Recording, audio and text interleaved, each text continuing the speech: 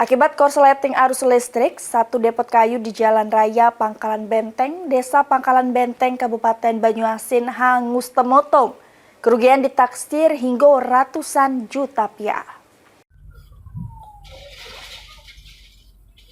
Kebutuhan yang terjadi di Jalan Raya Pangkalan Benteng, Desa Pangkalan Benteng, Kabupaten Banyuasin, ngabis ke depot kayu akibat korsleting arus listrik.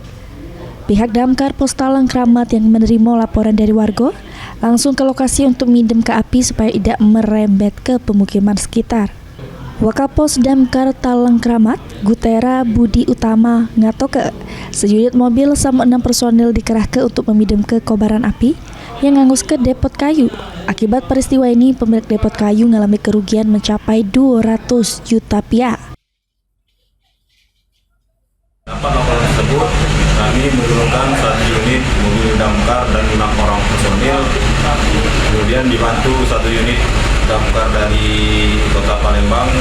Untuk penyebab kebakaran diperkirakan karena korsleting listrik. Untuk jumlah kerugian kurang lebih hampir 200 juta. Dan untuk himbauan kepada masyarakat tetap waspada dan memperhatikan pemasangan listrik dan kabel-kabel yang tidak terpakai. Damkar menghimbau supaya masyarakat tetap waspada serta memperhatikan penggunaan listrik yang tidak terpakai. Ridho Ilahi, PAL TV.